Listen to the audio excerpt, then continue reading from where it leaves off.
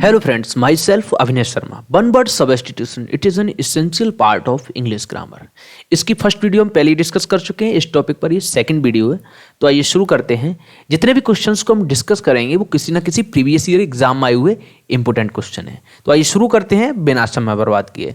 पहला क्वेश्चन हमारा a list of things to be discussed at a meeting, यानी कि एक मीटिंग में जाने से पहले सभी टॉपिक की एक लिस्ट बना लें कि किस किस को मैं डिस्कस करना, उसको क्या कहते हैं।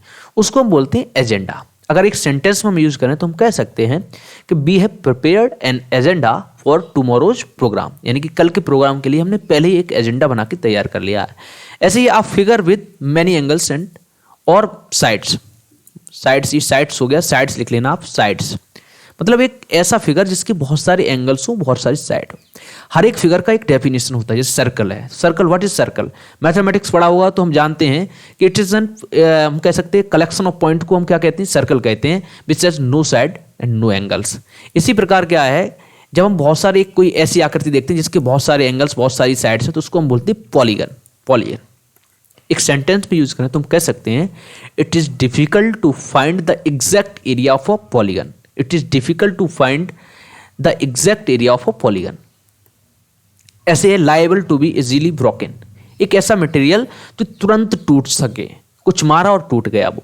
जैसे कांच है, कांच में हम ग्लास है, कुछ मारे तो उसमें टूट जाता है, तो इसको हम बोलेंगे ब्रिटल, एकदम तुरंत भंगुर, क्षण भंगुर हो सकता कहते हो हिंदी में, तो तुरंत टूट जाने वाला। जैसे अगर एक सेंटेंस में यूज करें तो हम कह सकते हैं glass is a brittle material, glass is a brittle material. ऐसे ही है अ रूम और building for the preservation of plants. Preservation माने क्या होता है, संरक्षण प्रदान करने के लिए एक ऐसा रूम या एक ऐसी बिल्डिंग बनाई जाए जो प्लांट को संरक्षण देने के लिए बनाई जाती है, उसको क्या बोलेंगे हम, उसको बोलते हैं ग्रीन हाउस। जैसे एक सेंटेंस में यूज करें तो हम कह सकते हैं कि we have set up a green house, we have set up a green house. The practice of having many wifes, what is wives, what are wives, wives are nothing but it is a plural name of wife। Wife को, जो wife आपने सुना होगा, wife मानी पत्नी, इसको ही plural में हम वाइफ्स बोलते हैं। तो एक ऐसी प्रथा जिसमें बहुत सारी पत्नियों रखने की प्रथा हो, उसको हम बोलते हैं पॉलीगैमी। सेंटेंस में यूज करें तो हम कह सकते हैं polygamy is completely ban in Hindu custom and rituals. Hindu लोगों में क्या है, पॉलीगैमी बिल्कुल बैन है, बहुपत्नी प्रथा।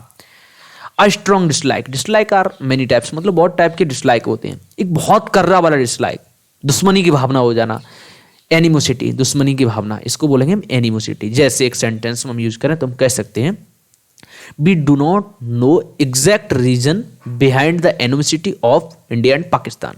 इंडिया और पाकिस्तान के बीच में जो एनिमोसिटी है उसके जो एग्जैक्ट रीजन है मैं नहीं जानता हूं। तो दुश्मनी की भावना, यानी स्ट्रॉन्ग डिसलाइक को हम क्या कहेंगे, वन वर्ड में एनिमोसिटी, एनिमोसिटी, दुश्मनी की भावना।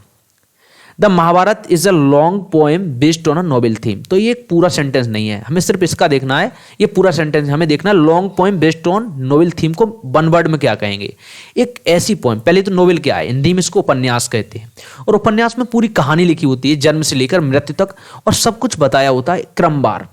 ऐसी एक पोएम की लैंग्वेज में लिख देना, हर चीज बता देना, कविता के अंदर एक उपन्यास की तरह लिखना, उसको हम बोलते हैं एपिक। हिंदी में बोलेंगे महाकाव्य, महाकाव्य।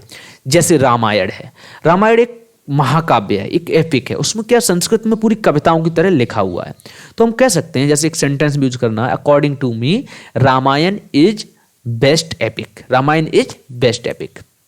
Belonging to the same period, यानी कि कोई एक उसी समय को बिलोंग करना है। जैसे क्या है, मान लीजिए उसी समय का हो, जैसे कोई घटना घटी और उसी समय की दूसरी घटना, तो हम उसको कहेंगे समकालीन घटना है। या एक समय पे दो व्यक्ति पैदा होते तो हम क्या कहेंगे, वो समकालीन व्यक्ति है, यानी कि contemporary, they both are contemporary. जैसे एक सेंटेंस में हम यूज करें तो कह सकते हैं, जैसे Akbar and Tulsi, Akbar and Tulsidas was contemporary. Akbar जानते हो एक शासक था, और तुलसीदास वाज एक पोइट थे, कवि थे, राइटर थे।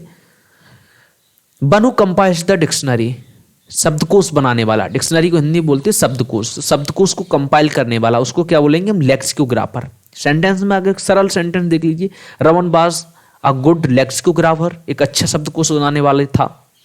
That which is no longer fashionable और यूज और इन यूज, एक ऐसा मटेरियल, एक ऐसी वस्तु, एक ऐसी जगह, एक ऐसी बिल्डिंग, कुछ भी ले सकते हो जो ना फैशन में प्रेजेंट टाइम पर और ना ही यूज होती, तो हम उसको क्या बोलेंगे कि एक बहुत प्राचीन चीज़ है, पुरानी चीज़ है, तो हम इसको यह बोलेंगे ancient that this is an ancient material.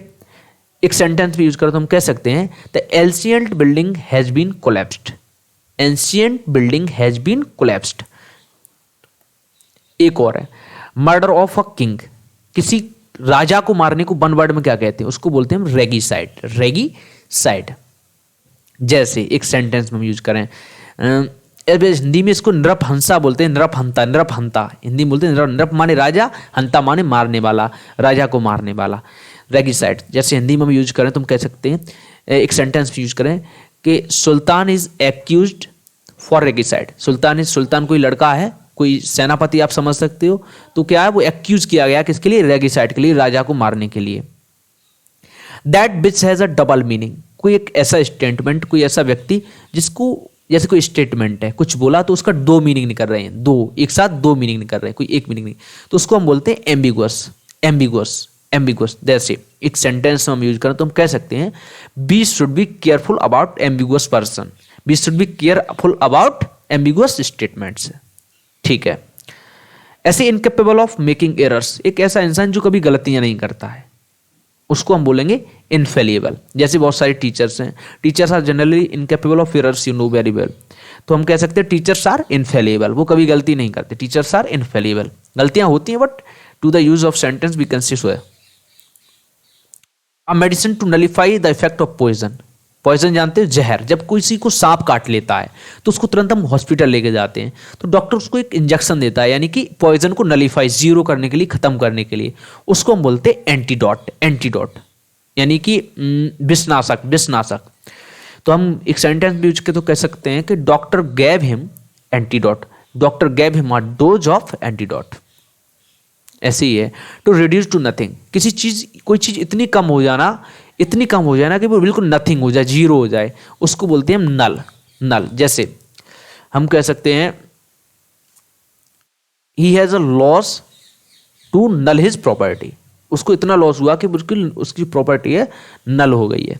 A study of sounds is known as. जैसे बहुत सारी स्टडी होती हैं तरह तरह की, जैसे एयर की एक अलग स्टडी है, वाटर की अलग स्टडी है, रे ऑप्टिक्स जानते हो, रे की एक अलग स्टडी है। हर चीज़ की एक अलग स्टडी है, एरोनॉटिक्स अलग है। उसी प्रकार साउंड्स की भी एक स्टडी है, उसको हम बोलते हैं सेमेनेटिक्स। सेमेनेटिक्स। ठीक है। साउंड यानी कि हम कह सकते हैं ध्वनि, ध्वनि का अध्ययन करना। ध्वनि हिंदी में कह सकते हैं ध्वनि का अध्ययन करना। तो हिंदी में अगर इसको एक सेंटेंस में यूज करें तो हम कह सकते हैं she want to be an expert of semantics. She want to be an expert of semantics. ऐसी है अ हेटर ऑफ वुमेन। बहुत से लोग होते हैं जो महिलाओं से घृणा करते हैं, they don't love womens due to their some personal problems, personal reason. कुछ लोगों की पर्सनल रीजन होते हैं, इस वजह से महिलाओं से घृणा करने लगते हैं। तो हम उनको क्या बोलेंगे? उसको उनको बोलेंगे मिसोगाइनिस्ट। मिसोगाइनिस्ट। तो अगर सेंटेंस में यूज करें तो हम कह सकते हैं we should not misogynist, we should love womens, we should respect womens. ठीक है। Easy to safe in any desired form. जैसे एक वायर है, एक वायर लिया, अब हम इसको चाहे गोल गोल बना लें, चाहे ऐसा कर लें, कैसा भी कर सकते हैं ना, मतलब कोई सी भी उसको शेप दे सकते हैं वायर को। तो हम इसको ऐसी चीज को बोलेंगे मेलेबल, जो आसानी से कोई भी आकृति धारण कर ले, मेलेबल। जैसे मेटल्स आर जनरली मेलेबल। ज्यादातर जो मेटल्स होते हैं वो क्या होते हैं? मेलेबल होते हैं, आराम से मुड़ जाने वाले, लचीले होते हैं, हिंदी में लचीले। तो ये हैं कुछ इंपोर्टेंट, हमने जो बताए आपको कुछ इंपोर्टेंट वन वर्ड सब्स्टिट्यूशन थे, और परीक्षाओं में पूछे हुए सारे के सारे थे, इजी थे। उम्मीद आपको जरूर समझ में आए होंगे। ऐसे ही इंग्लिश के और भी फैक्ट्स को पढ़ने के लिए आप मेरे साथ जरूर जुड़े रहिए। Thank you. इसी के साथ